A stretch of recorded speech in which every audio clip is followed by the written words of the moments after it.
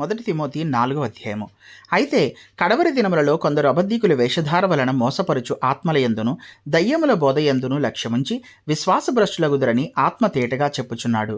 ఆ అబద్ధికులు వ్రాత వేయబడిన మనస్సాక్షి గలవారై వివాహము నిషేధించుచు సత్య విషయమై అనుభవజ్ఞానము గల విశ్వాసులు కృతజ్ఞతాస్తుతులు చెల్లించి పుచ్చుకొను నిమిత్తము దేవుడు సృజించిన ఆహార వస్తువులను కొన్నిటిని తినుట మానవలడని చెప్పుచుందురు. దేవుడు సృజించిన ప్రతి వస్తువును మంచిది, కృతజ్ఞతాస్తుతులు చెల్లించి పుచ్చుకొనుని ఎడల ఏదియూ నిషేధింపదగినది కాదు. ఏలయనగా అది దేవుని వాక్యము వలన ప్రార్థన వలనను పవిత్రపరచబడుచున్నది.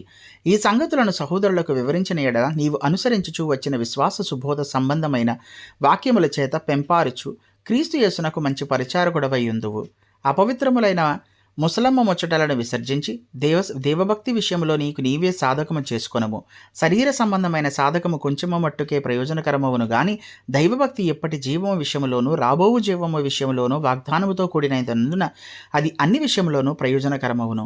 ఈ వాక్యము నమ్మదగినియు పూర్ణాంగీకారమునకు యోగ్యమునై ఉన్నది. మనుషులకందరికీ రక్షకుడను మరి విశేషముగా విశ్వాసులకు రక్షకుడైన జీవము గల దేవుని యందు మనము నిరీక్షణ ఉంచి ఉన్నాము గనుక ఇందు నిమిత్తము ప్రయాసముతో పాటుపడుచున్నాము. ఈ సంగతులను ఆజ్ఞాపించి బోధించుము. నీ యవ్వనమును బట్టి ఎవడునూ నేను తృణీకరింపనీయకము గాని మాటలోను ప్రేమలోను ప్రేమలోను విశ్వాసములోను పవిత్రతలోను విశ్వాసులకు మాదిరిగా ఉండుము. నేను వచ్చి వరకు చదువుటయందును హెచ్చరించుటయందును బోధించుటయందును జాగ్రత్తగా ఉండుము.